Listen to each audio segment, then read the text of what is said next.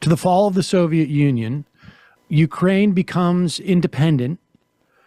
It retains both East and West. And it also has a sizable amount, like you say, it was the second most powerful member, essentially, of the Soviet Union. Also has a sizable amount of nuclear weapons that they have control over. I don't think people understood this, that like the weapons sort of became the property of where they were stationed. And so this is where we start getting into the other part that is ostensibly part of Putin's motivation, of which I am not as skeptical as a lot of people. I don't think it explains the majority of the story, frankly. I think there's a certain amount of convenience that it exists, but it's not like there weren't people in the United States in the mid-90s in our Senate. Guys like Sam Nunn, Daniel Moynihan, these are not necessarily, doves who are saying we should not be expanding NATO, never mind Ukraine, we should not be expanding it. There were some who were saying like, we're done with it. It served its purpose. But there was a deal with Ukraine by the West. Talk about that. Yes, the 1994 Budapest Memorandums. So what Ukraine did was, in exchange for promises of the recognition of its territorial sovereignty by the United States, the United Kingdom, and Russia, Ukraine gave up its entire nuclear arsenal. And so that promise was actually held until about 2013, when we saw the Russian reaction to the Euromaidan protests. And what has been interesting is I have Ukrainian friends who are saying that was a mistake. Is there another example of that? I mean, there may have been other former Soviet republics, but I mean, we've seen this dynamic with, Iran and North Korea, and I think it was maybe Libya stopped its pursuit of nuclear weapons, I think, at one point. And this is a bad lesson to be teaching. It is. It's a dangerous lesson because, I believe President Zelensky said it last week. He was like, well, if the Budapest Memorandum isn't going to be upheld, you're not going to uphold your end. Why should we uphold ours? It reminds me a little of what we're seeing with the Iran deal in the United States. Although, yeah. Why would we disarm ourselves if you're just going to break the promise right afterwards? And I think this is kind of something that hasn't been mentioned a lot is everyone's watching what's happening in Ukraine. And the lessons that are being imparted, not only to Western countries, but countries who are considered second-tier powers, but who are considering nuclear development, this is a very important lesson for them to learn. But also, Ukraine still has nuclear power. As we saw yesterday, the Zaporozhye nuclear power station was shelled. Chernobyl is controlled by the Russian military. So I think the nuclear question, both nuclear power, as France is pursuing nuclear power through the EU, but also nuclear weapons. These two questions are being settled right now in Ukraine on the ground. So the Budapest memos signed by the U.S., Russia, and the EU at that point, or no, the United Kingdom. United Kingdom, and so there's at least one of our I think sort of broken promises. There was also, my understanding too, simultaneously at that time was, I think it was Gorbachev. I don't know if there was an explicit signed document, but there was also a sense that NATO would not be expanded as part of the dissolution of the Soviet Union. What can you tell us about that? So the agreement, the question is, this is one of the mysterious parts of studying the end of the Soviet Union. So Yeltsin gets a verbal confirmation from, I can't remember the American diplomat's name, but this is actually about East Germany. So after Germany reunited, it was the question of expanding NATO and allowing all of Germany, united Germany, into NATO.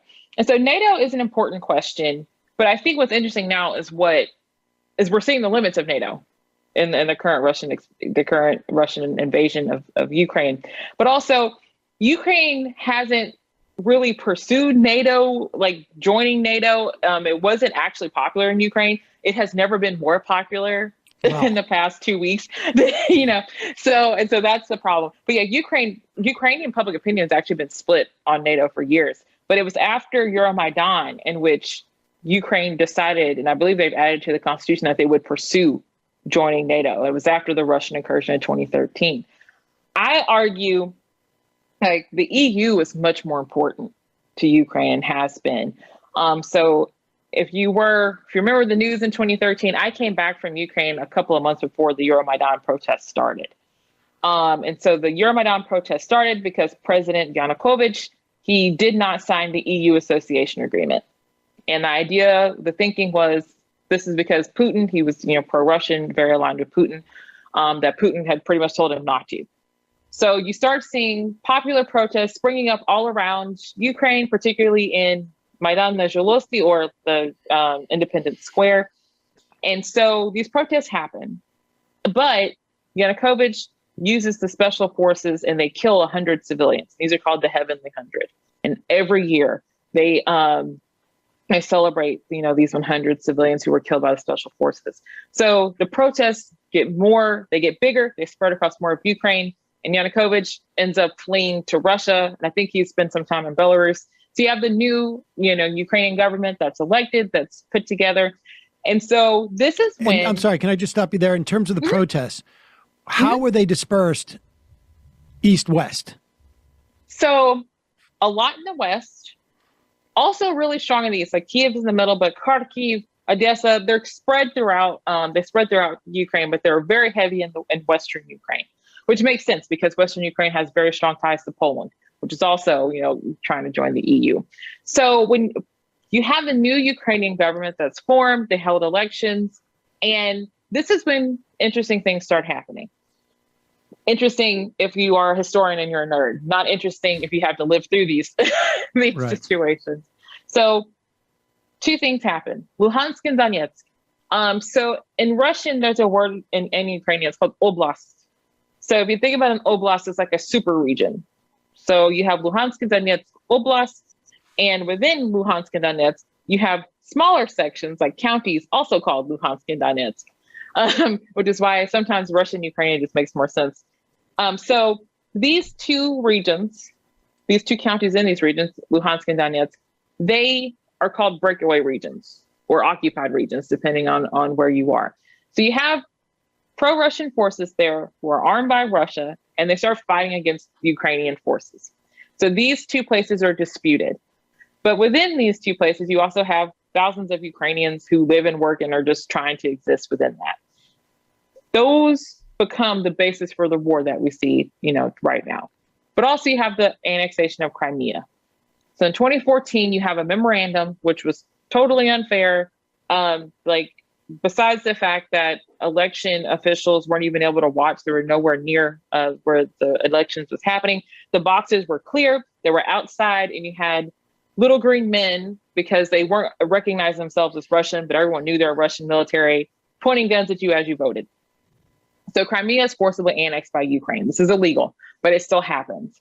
And what's wild is overnight, once Crimea is forcibly annexed and recognized by Russia, the laws change. And a key part of this story is what happens to the minority population, the Crimean Tatars, who are the indigenous population of Crimea. They have experienced absolute hell from the Soviet period onward.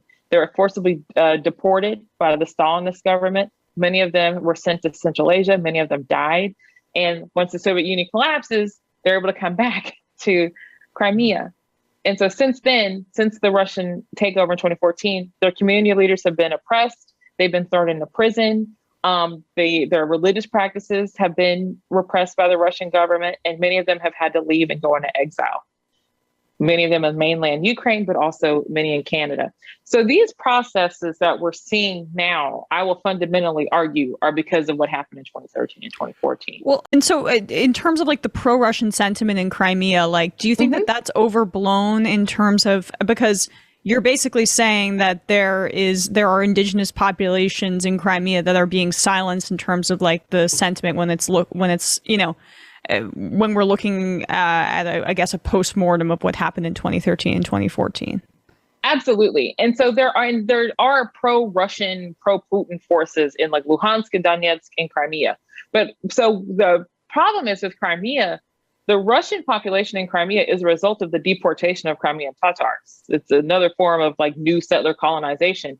You get rid of the Crimean Tatars, this land and all these homes open up. So a lot of Russian Soviet citizens moved into Crimea because Crimea has always been a popular vacation spot, even in the Imperial Russian period. So if like you got tuberculosis, you would go to Crimea to get the warm weather and to help your lungs check off. So what happens is, so these pro-Russian forces, they are there and they do exist. And that's definitely an important part of the dynamics you see in Crimea now, but also Luhansk and Donetsk. But Luhansk and Donetsk, this has been a hot war for 8 years there, right? So, and I think the media and the way things are being portrayed in Ukraine right now is very interesting to me because I'm like, y'all have not cared for 8 years.